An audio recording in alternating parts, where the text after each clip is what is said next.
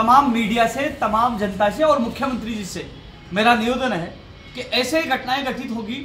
तो आम जन में विश्वास कैसे होगा। ये मेरे पीछे जो खेरवाड़ा राजकीय कृषि महाविद्यालय में जो पढ़ाई करने के लिए गए थे और वहाँ के लोकल कई लोगों ने इनके साथ मारपीट की, ये आरोप लगा रहे हैं। ये आज राजस्थान बेरोजगार एकीकृत महासंघ कार्यालय पहुंचे हैं, कृषि मंत्री लालचंद कटारिया जी को ज्ञापन सौंपा है और जगह जगह बैठक करे। एक नहीं कई बार इनके साथ मारपीट हुई है। इन्होंने थाने में भी, एसडीएम को भी और कलेक्टर महोदय को भी इन्होंने शिकायत की है, लेकिन अभी भी इनके अंदर डर है। तो मैं माननीय मुख्यमंत्री जी से अपील करना चाहूंगा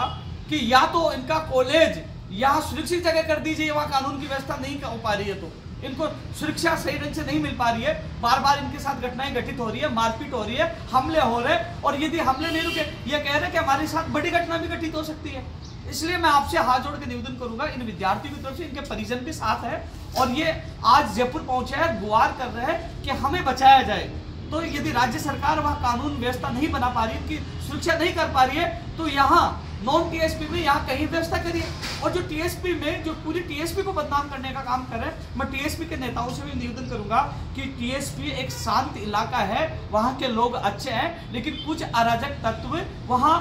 एक इनके साथ मारपीट करके हिंसा फैला रहे हैं। एक टीएसपी के क्षेत्र खेरवाड़ा उदयपुर को बदनाम कर रहे हैं, तो वहाँ के नेता भी इस मामलों को ध्यान दें, वहाँ के अधिकारी भी इस मामले में ध्यान दें, इनके साथ न्याय करें। मैं आपको बताना चाहूँगा, भाई आप बताओ, पूरी घटना बताओ।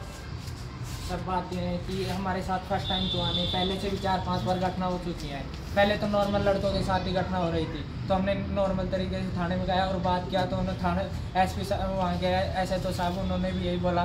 कि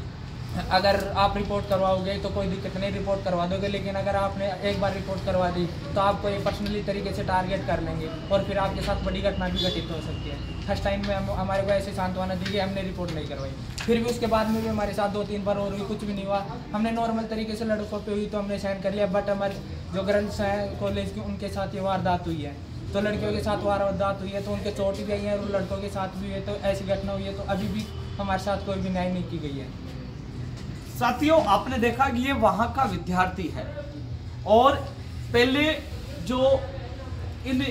के साथ मारपीट हुई और अब लड़कियों के साथ मारपीट हो रही है और ये सहमे हुए हैं, ये सदमे में है। मैं एक बार फिर मीडिया से और मुख्यमंत्री से अपील करना चाहूँगा कि इनकी सुरक्षा का ध्यान रखें और यदि वहाँ कानून स्थापित नहीं कर पा रहे और इन छात्र छात्रों की सुरक्षा नहीं कर पा रहे तो कम से कम यहाँ नॉन टीएसपी में इनका आप परिवर्तित करिए, महाविद्यालय यहाँ लेकर आइए। और मैं टीएसपी के नेताओं से और टीएसपी में जो तमाम अधिकारियों से अपील करना चाहूँगा, शांति बहाल करवाइए, कानून आप वहाँ कायम करिए और इनका विश्वास जीतिए, इनमें डर